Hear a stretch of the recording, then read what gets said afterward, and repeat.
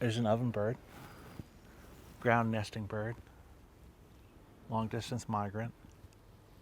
My mom taught me to bird when I was a little kid. She would point out, oh, that's a blue jay and that's a cardinal. So, as part of my childhood, there's that ovenbird. And we'll say it's saying, teacher, teacher, teacher. It's important to realize we are not separate from nature. We are a part of nature. And when you come here, you're reminded of that. When you realize that this is a part of you and you understand that clearly, then you'll speak up for these places, to protect these places. And that's really what we're trying to inspire in people.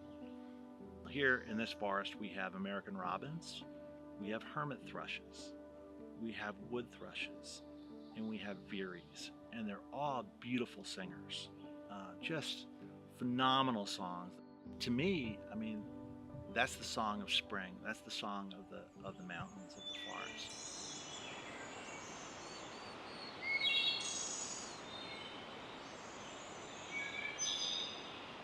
There was a study that was released a couple of years ago that indicated in the last 40 or 50 years, we've lost about 3 billion birds in North America.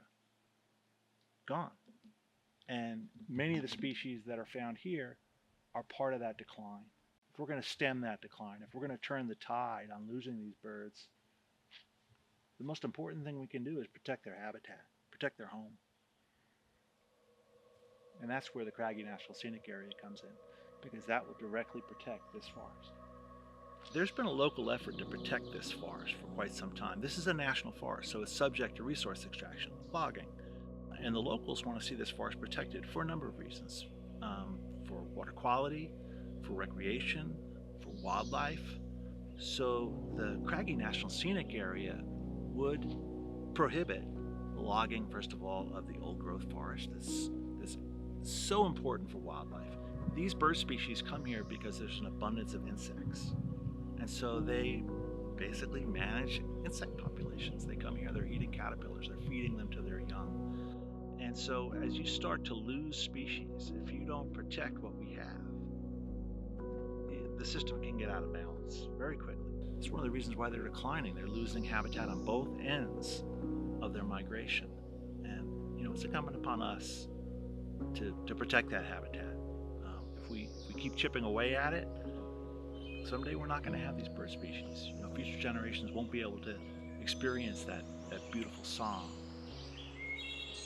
We want to learn more about how these populations are doing and do all that we can to protect them so they can persist.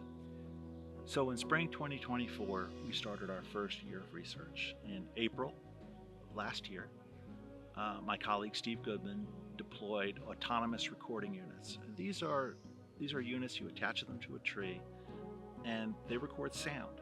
We placed them at nearly 60 places throughout the forest. And in the first year, we got this tremendous data set. Terabytes of data of birdsong. So you start to understand, okay, what's breeding here? These birds don't understand boundaries, right?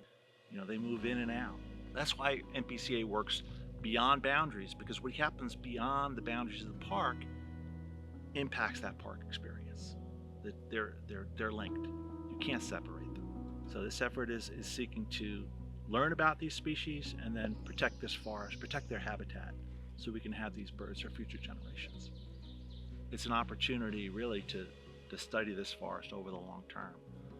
What really excites me about this project is the opportunity to tell the story of this place. We're trying to educate and inspire the general public, right? So they can learn about what's at stake. These are public lands owned by all of us. And when the public speaks up and they ask the Congress to take action on their behalf to protect these public lands that belong to all of us, if enough of us raise our voice, Congress will act. And we can successfully protect this area. It's happened time and time again, and it needs to happen here. I think it's really important that everyone have that opportunity.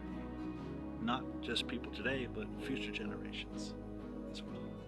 And that's where our mission comes into play. We protect and enhance America's national parks for present and future generations.